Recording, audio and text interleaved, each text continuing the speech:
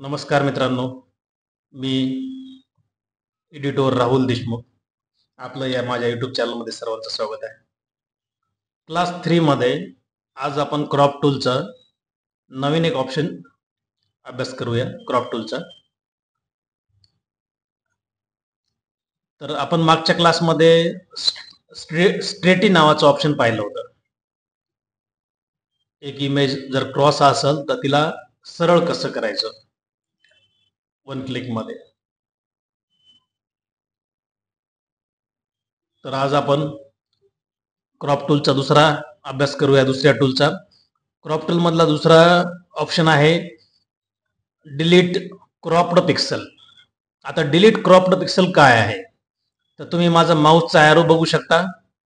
मी computer आपलं फोटोशॉपचा move tool घेतलेला आहे.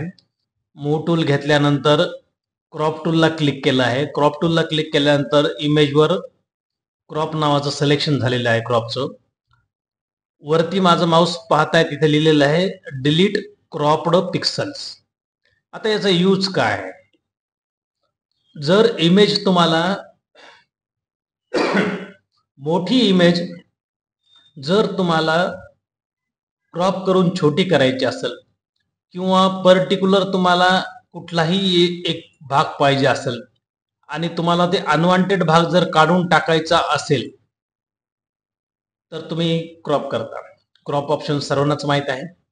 आपल्या मोबाईलमध्ये आहे. आपण मोबाईलचे इमेजेस, मोबाईलचे व्हिडिओ, मोबाईलमध्ये एडिटिंग करताना आपण ते सर्व पाहतो. क्रॉप सर्वांना माहिती आहे. क्रॉप हा नवीन नाहीये, सर्वांच्या परिचयाचा आहे. पण क्रॉपमध्ये असे काही भरपूर ऑप्शन आहेत की ते भरपूर लोकांना माहीत नाही. त्यासाठी आपण काय करूया, आता हे क्रॉप आहे.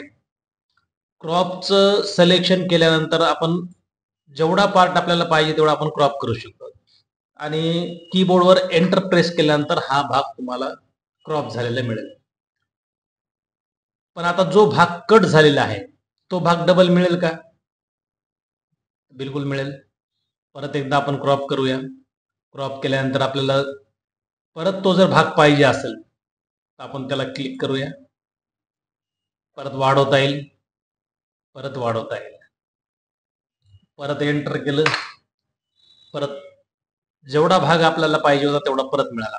परत तुम्हाला जर क्रॉप करायचा असेल, तुम्हाला वाटलं की एवढाच भाग मला पर्टिक्युलर पाहिजे, तुम्ही क्रॉप करू शकता. तुम्हाला वाटलं मला अजून थोडंसं इमेज वाढवायची आहे, परत क्रॉप वर गेले, तुम्ही क्रॉप सिलेक्शन केलं.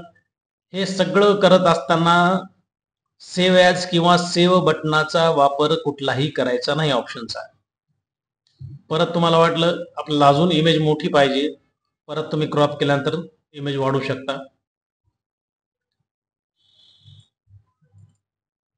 पाहिलं मित्रांनो, क्रॉप केल्यानंतर सुद्धा आपल्याला जर परत इमेज जर वाढवायची असेल, परत जो गेलेला भाग आपल्याला थोडासा पाहिजे असेल तर परत डबल क्रॉप करून आपल्याला तो मिळविता येते.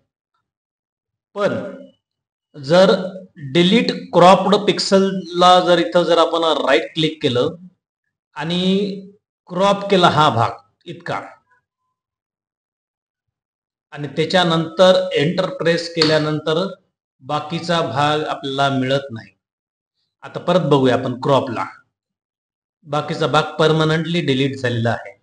जर तुम्हाला इमेजचा बाकीचा भाग जर परमनंटली डिलीट करायचा असेल तर तुम्ही डिलीट क्रॉप्ड पिक्सलवर राईट क्लिक करून ठेवा. या बॉक्सवर क्लिक केल्यानंतर तुम्हाला जो भाग नाही पाहिजे तो परत मिळणार नाही. आणि जर हा पिक्सलचा काढला भाग,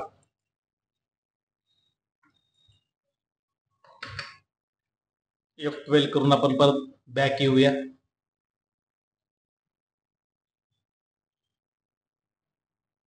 परत बॅक आलो आपण.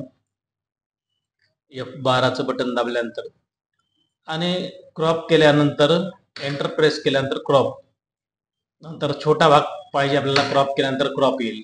परत आपल्याला मोठा भाग पाहिजे तर परत मोठा भाग येईल. जेवढा आपल्याला वाढवायचा तेवढा वाढवता येईल एंटर प्रेस केलं. पण डिलीट क्रॉप्ड पिक्सलला जर क्लिक केलं आणि तुम्ही पर्टिक्युलर एवढा भाग जर क्रॉप केला तर परत गेलेला भाग तुम्हाला मिळणार नाही, तो परमनंटली डिलीट झालेला आहे. पाहिलं मित्रांनो, क्रॉप मधला दुसरा एक ऑप्शन डिलीट क्रॉप्ड पिक्सल.